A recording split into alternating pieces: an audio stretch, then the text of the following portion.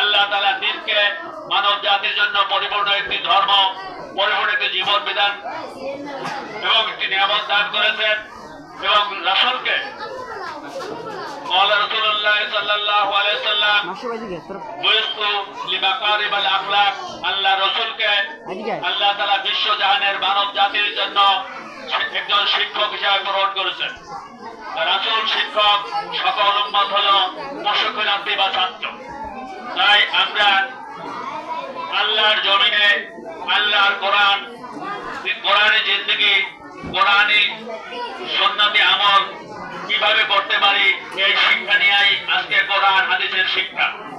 তাই আমরা এই রাসূলের আল্লাহর জমিনে আল্লাহর কোরআন, আল্লাহর জমিনে আল্লাহ রাসূলের হাদিস কিভাবে বাস্তবায়িত হবে, কিভাবে নিজে আমল করব, এই শিক্ষা নিয়েই আজকে এই মিলাদুন নবী অনুষ্ঠানগুলো এবং সারা পৃথিবীর মাদ্রাসা শিক্ষা ব্যবস্থাটা পরিচালিত হয়। তাই তোমরা আমরা সৌভাগ্যশীল মানুষ। আল্লাহ তাআলা তোমাদের আমাদেরকে শ্রেষ্ঠ রাসূল এর উম্মত হিসেবে আল্লাহ তাআলা তার উম্মত হওয়ার সৌভাগ্য দান করছেন। এদের সবাই বলি আলহামদুলিল্লাহ। কারণ এই ফেতনা ফাসাদের জামানায় আল্লাহ তাআলা আমাদের এই বাংলাদেশে বাংলাদেশে এখন আল্লাহর দ্বীন, আল্লাহ রাসূলের সুন্নাহ রাষ্ট্রীয়ভাবে কায়েম হওয়ার সুযোগ আসতেছে ইনশাআল্লাহ। তাই আমরা আশা করব এই মিলাদুন নবী অনুষ্ঠান পালনের মধ্য দিয়ে তোমাদের আমাদের সবার ভিতরে রাসূলের মহব্বত, যেমন আল্লাহ রাসূল বলেছেন ক্বালা রাসূলুল্লাহ সাল্লাল্লাহু আলাইহি ওয়াসাল্লাম লা ইউমিনু আহাদুকুম হাত্তা আকুনা আহাব্বা ইলাইহি মিন ওয়ালিদিহি ওয়া ওয়ালাদিহি ওয়ান নাসি আজমাইন। তোমাদের মধ্যে কোনো মানুষ মুমিন হতে পারবে না যতদূর পর্যন্ত আল্লাহ রাসূলকে নিজের চাইতে, নিজের সন্তান পিতামাতার চাইতে বেশি মহব্বত না করবে।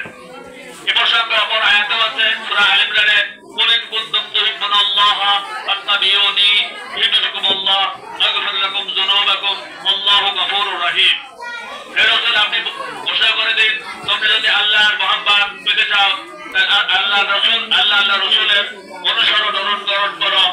আর অনুকরণ করার মধ্য দিয়ে আল্লাহ তাআলা তোমাদের বিগত জীবনের পাপটাকে ক্ষমা করে দেবেন।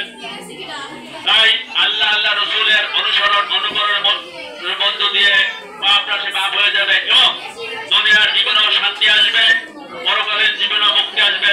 যা আল্লাহ রাসূল কোরআনের মাধ্যমে জানিয়ে গেছেন, রব্বানা আতিনা ফিদ দুনিয়া হাসানাতাও ওয়া ফিল আখিরাতি হাসানাতাও ওয়া কিনা আযাবান নার। আল্লাহ দেওয়ার প্রতিপালক আমাদেরকে হাসানাত দান করো, দুনিয়ার জীবনে কল্যাণ এবং পরকালীন জীবন কল্যাণ এবং দুজকের আগুন থেকে আমাদেরকে নাজাত দান করো। তাই আমাদের সকল শিক্ষার্থী, যে ছাত্র হোক আর ছাত্রী হোক,